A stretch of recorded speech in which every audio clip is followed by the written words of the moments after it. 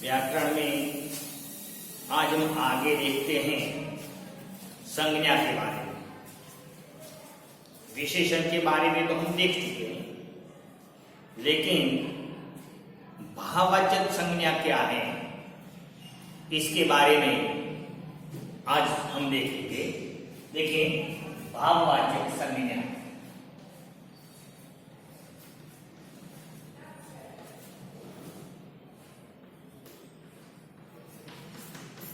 देखिए, भाववाचक संज्ञा किसे कहते हैं? क्या भाववाचक संज्ञा किसे कहते हैं? देखिए, इसकी परिभाषा क्या है। तो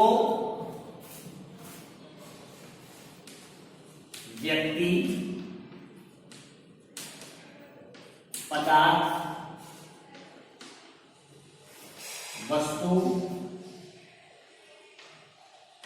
स्थान, अवस्था या भाव को सूचित करने वाले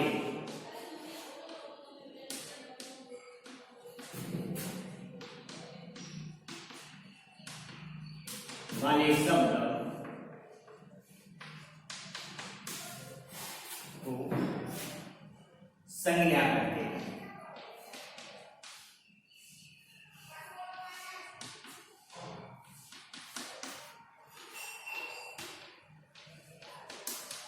तो देखो, भाववाचक संज्ञा देखने से पहले संज्ञा क्या है इसकी परिभाषा।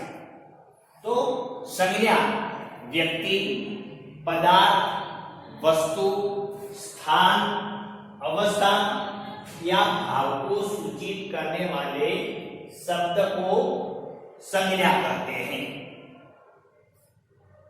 विशेषण में देखा था हमने कि संज्ञा की जो विशेषता दिखाते हैं उसको हम विशेषण कहते हैं। तो ये पहले संज्ञा की परिभाषा है। जैसे कि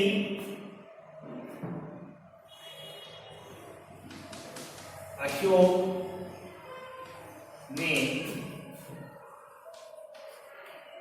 अमिता को धन्यवाद दी। दूसरा वाक्य है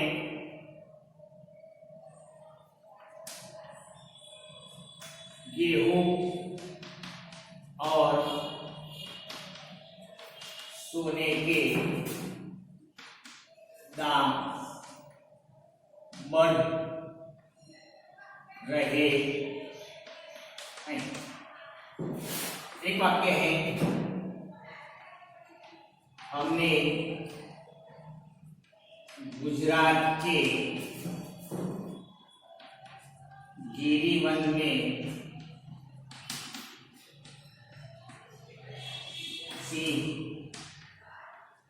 देखे।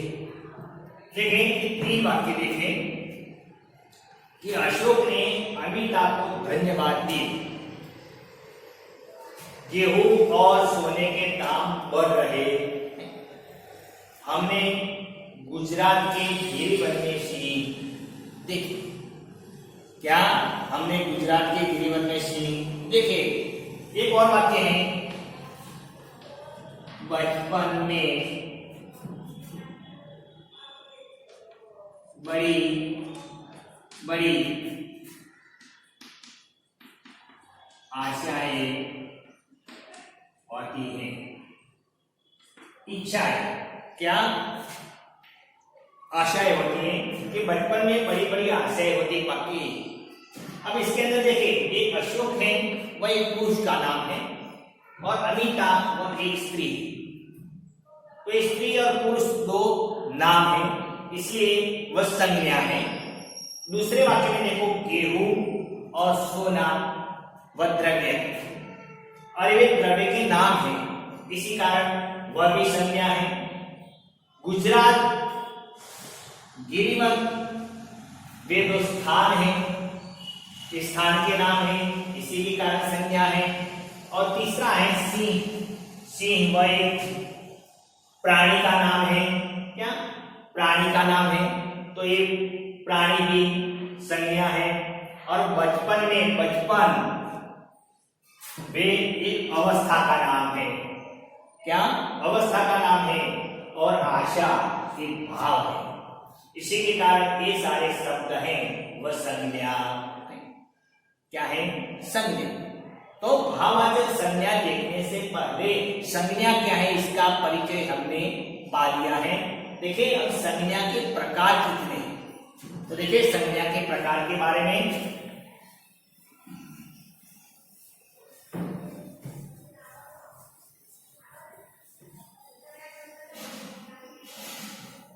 देखिए मूलतः संज्ञा के प्रकार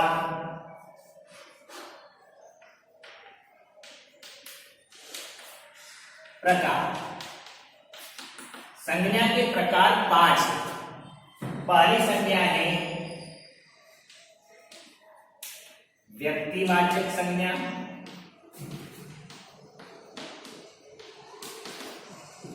दूसरी है जातिवाचक संज्ञा,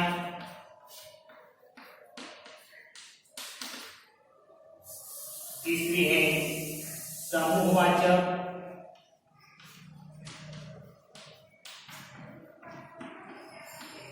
संज्ञा, चौथी है द्रव्यवाचक और पांचवी है भाववाचक।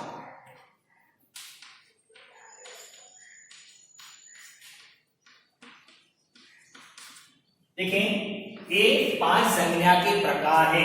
पहला प्रकार है व्यक्तिवाचक संज्ञा, दूसरा प्रकार है जातिवाचक संज्ञा, तीसरा प्रकार है समूहवाचक संज्ञा, चौथा प्रकार है द्रव्यवाचक संज्ञा और पांचवा प्रकार है भाववाचक संज्ञा।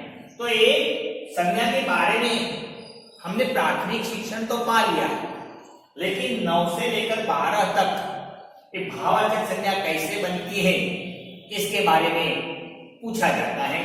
इसलिए हम यहाँ सिर्फ भाववाचक संज्ञा के बारे में ही पढ़ेंगे। तो देखें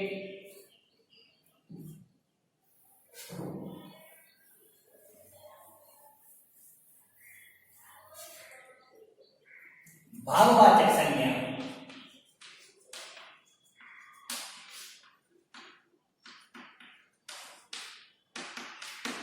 तो मन के भाव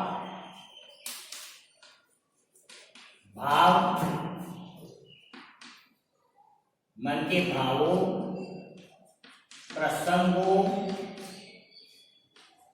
और अवस्था का बोध कराती है।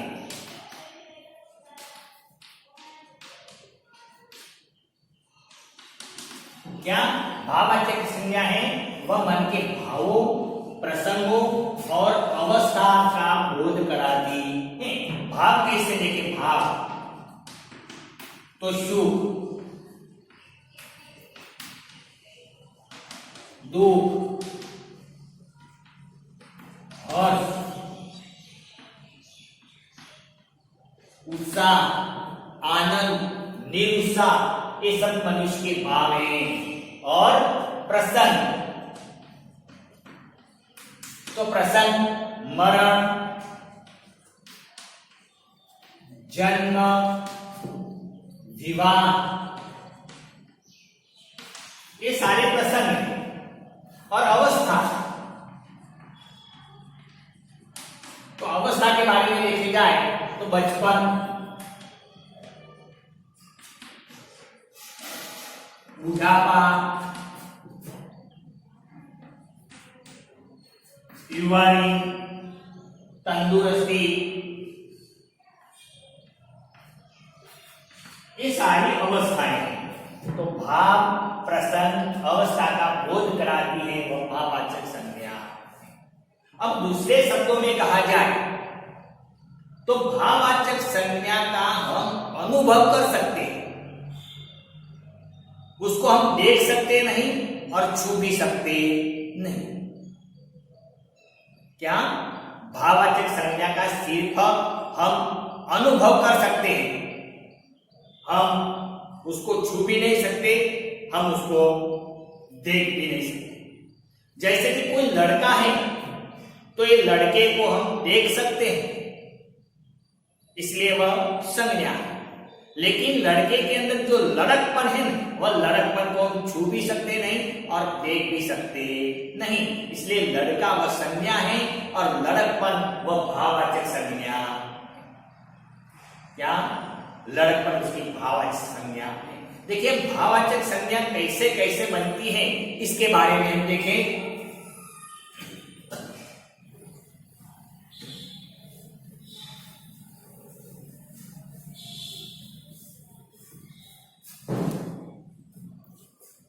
तो देखिए एक तो जातिवाचक से भाववाचक संज्ञा बनती है।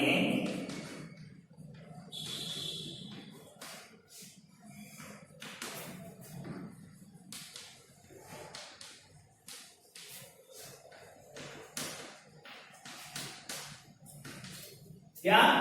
जातिवाचक से भाववाचक संज्ञा। इसके अंदर देखिए वह अब बच्चा नहीं है,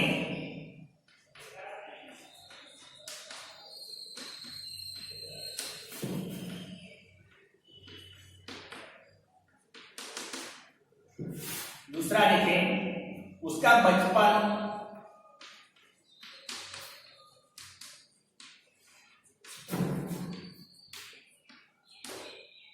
बीत चुका है।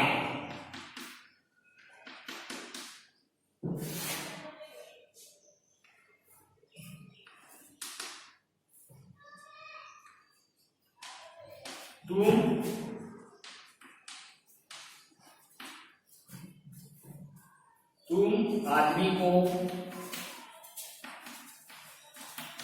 देखो,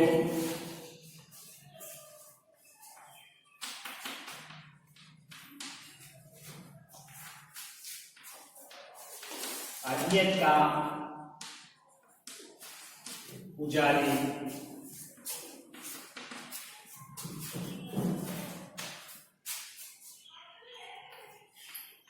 वह बड़ा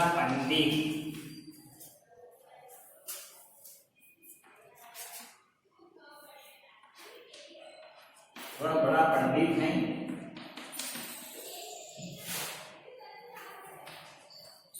वह अपने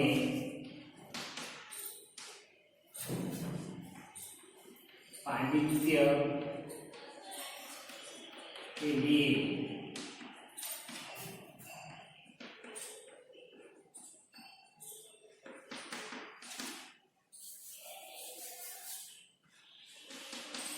देखें अब इसके अंदर 3 वाक्य दिए हैं कि वह अब बच्चा नहीं है, उसका बचपन बीत चुका।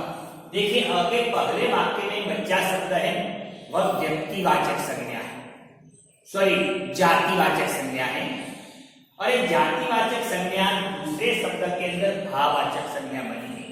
बच्चा शब्द के पीछे प्रत्यय पन प्रत्यय लगाने से भाववाचक संज्ञा बनती है बचपन। देखिए दूसरे वाक्य में पहले वाक्य में तुम आदमी को देखो, तो ये आदमी शब्द है वह भी जातिवाचक संज्ञा है, सारी जाति को लागू होती है। और आदमी के पीछे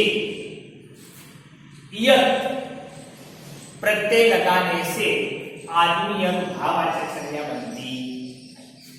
और के अंदर देखिए पहले वाक्य में पंडित वह जातिवाचक संज्ञा है, और पंडित शब्द के पीछे प्रत्यय लगाने से इसकी भाववाचक संज्ञा बनती है पांडित्य।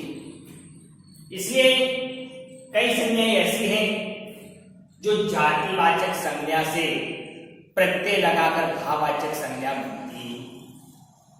अब दूसरा देखें,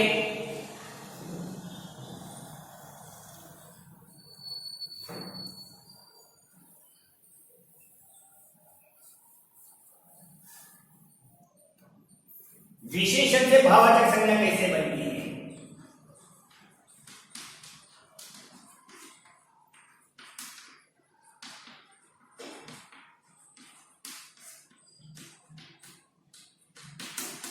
देखिए विशेषण से भाववाचक संज्ञा, देखिए और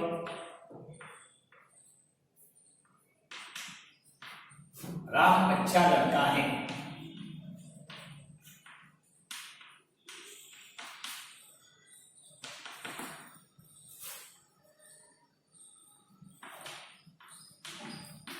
राम की अच्छाई से सभी परिचित हैं।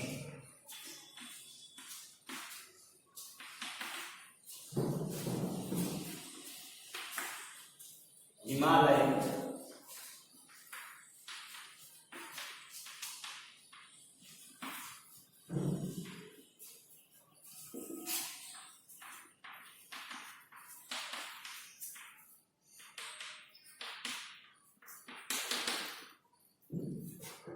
ऊंचा पर्वत है।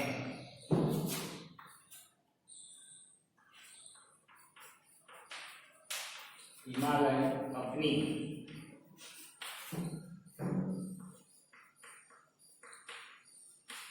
ऊंचाई के लिए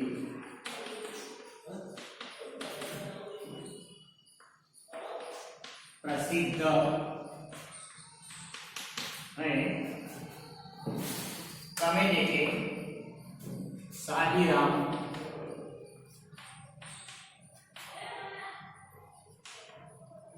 बहुत सज्जन थे।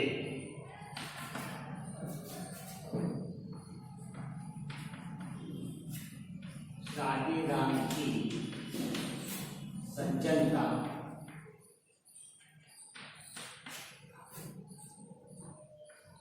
की तारीफ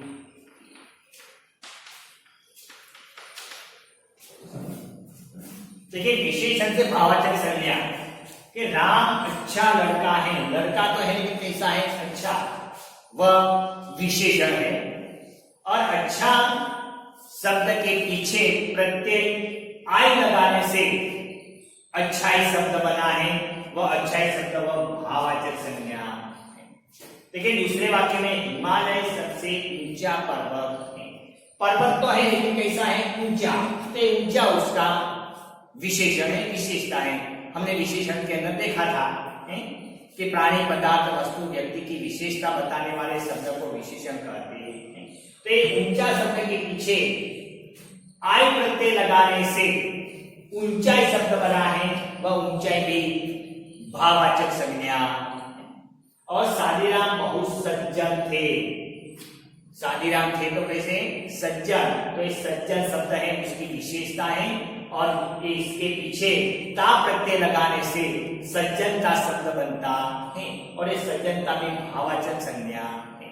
इसी प्रकार कई शब्द ऐसे होते हैं कि विशेषण के पीछे प्रत्यय लगाने से भाववाचक संज्ञा बनती है। और तीसरा भाग देखें हम।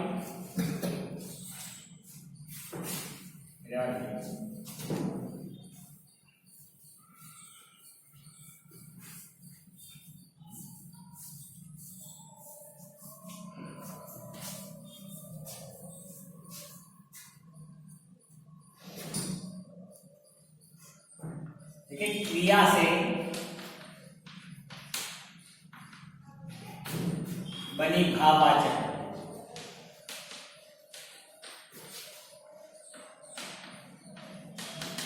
देखिए क्रिया से बनी भाववाचक संज्ञा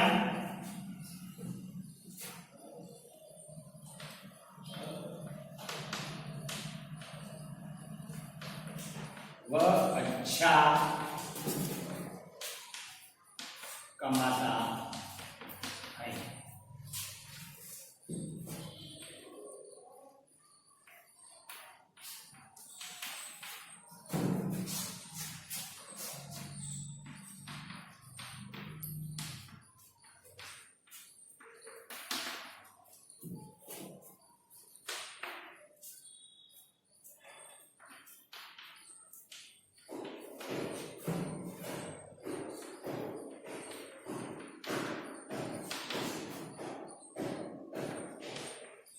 कब छूटेंगे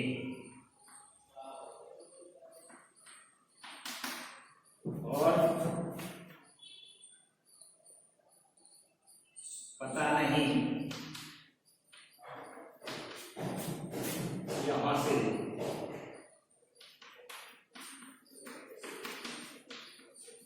कब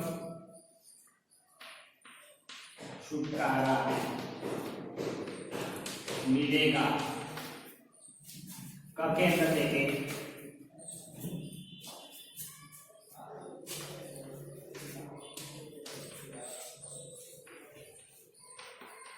चिल्लाते क्या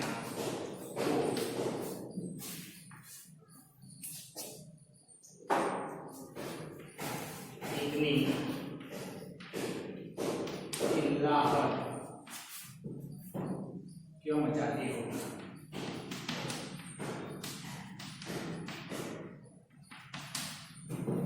तो देखो एक अब का इसके अंदर हम देखते हैं क्रिया से बनी भावाचक संज्ञा कि वह अच्छा कमाता है। ये कमाता है वह क्रिया, वह कमाता क्रिया कमाना धातु से बनी। धातु मतलब मूल शब्द, मूल शब्द है कमाना और कमाना शब्द से कमाता क्रिया बनी है। और कमाना के पीछे का ना सब ना शब्द निकालकर हम अच्छी कमाई आय प्रत्यय लगाने से इसका संज्ञा बनती है भाववाचक कमाई। दूसरा देखें पता नहीं वहां से कब छूटेंगे। छूटेंगे वह क्रिया और इसका मूल रूप मूल धातु है छूटना। और छूटना के पीछे ना अंत्य वर्ण है, वह अंत्य वर्ण को त्याग कर हम कारा प्रत्यय लगाते हैं तो भाववाचक संज्ञा बनती है छुटकारा। और तीसरे वाक्य में देखें इतना चिल्लाते क्यों हो। तो चिल्लाता चिल्लाते वह क्रिया और इसका मूल धातु है चिल्लाना। चिल्लाना धातु से चिल्लाते क्रिया बनी है और चिल्लाना धातु का अंत्य वर्ण ना को दूर करके हम हट प्रत्यय लगाते हैं तो संज्ञा बनती है चिल्लाहट। तो ये चिल्लाहट भाववाचक संज्ञा है। इसी प्रकार भाववाचक संज्ञा जातिवाचक संज्ञा से भी बनती है, विशेषणों से भी बनती है और यहाँ क्रिया विशेषण क्रिया से भी भाववाचक संज्ञा बनती है। अब भाववाचक संज्ञा के कई प्रत्यय हैं, वह प्रत्यय हम देख लें कि यह प्रत्यय लगाने से भाववाचक संज्ञा बनती है।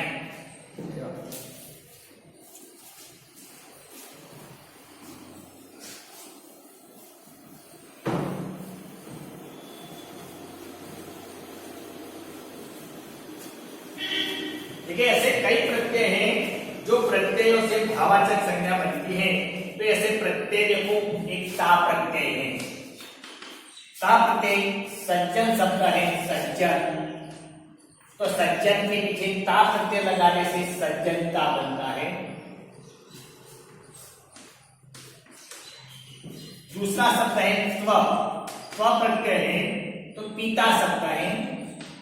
पिता के पीछे त्व प्रत्यय लगाने से पितृत्व बनता है, भाववाचक संज्ञा बनती है। एक त प्रत्यय है, बचना शब्द है और इसके पर से वचन भाववाचक संज्ञा बनती है। पल शब्द है प्रत्यय, बच्चा बचपन। पी प्रत्यय है, मुक्त पर से मुक्ति बनता है। बनाई है नौकर,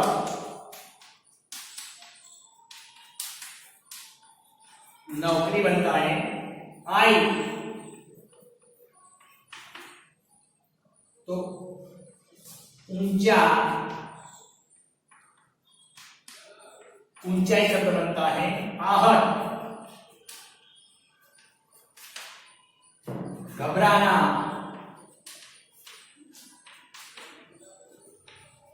घबराहट। देखिए आवट लिखना, लिखावट, आव तो चुनना, चुनाव, आवा बुलाना, बुलावा, घी सादा,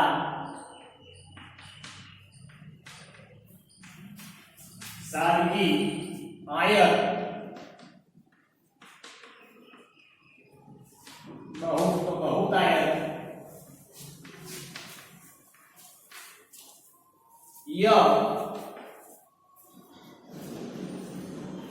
उचित, औचित्य, पा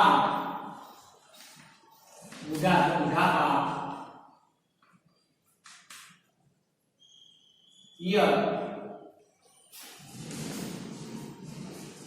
असल, असलियत। तो देखें ये सब प्रत्यय और मूल शब्द के पीछे प्रत्यय लगने से भाववाचक संज्ञा बनी है। जैसे ता तो सज्जन, इसके प्रत्यय लगने से सज्जनता भाववाचक संज्ञा बनता है।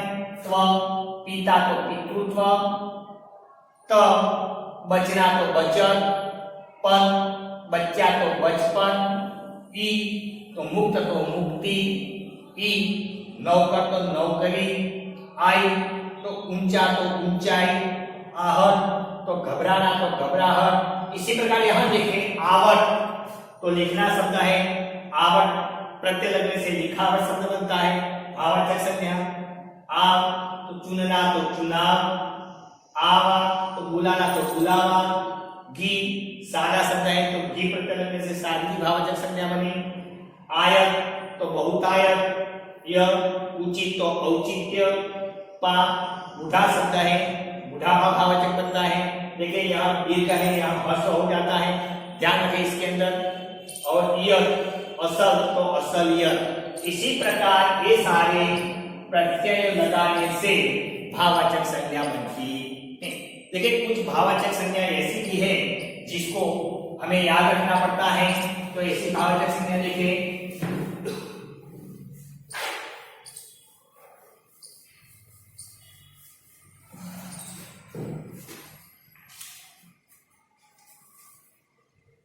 देखिए अन्य भाववाचक संज्ञाएं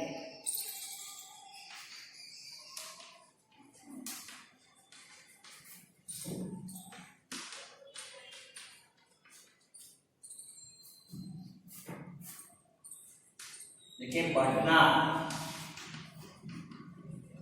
बढ़ती, लाल, लालिमा,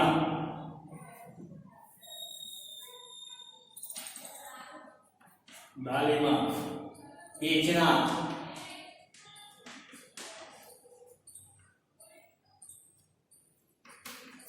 बिक्री, शिशु, शैशव, पीना, प्यास, ज्यादा, ज्यादती,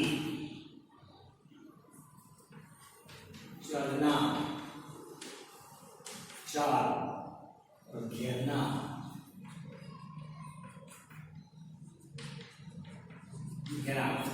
तो मित्रों ध्यान रखें ये सारे भाववाचक अन्य भाववाचक हैं जो हमने प्रत्यय लगाए। इसके अलावा इन सबको भी आप याद कर लें। शब्द है बढ़ना, भाववाचक संज्ञा है बढ़ती, लाल भाववाचक संज्ञा है लालिमा, बेचना, बिक्री, शिशु, शैशव, पीना, प्यास, ज्यादा, ज्यादती, चलना, चाल, घेरना, घेरा। तो इसी प्रकार हमने भाववाचक संज्ञा को परिभाषा और सदृष्टांत के द्वारा हमने आप सभी को समझाने की कोशिश की है। आप सभी इसको दृष्टांत से तैयार कर दे। Thank you.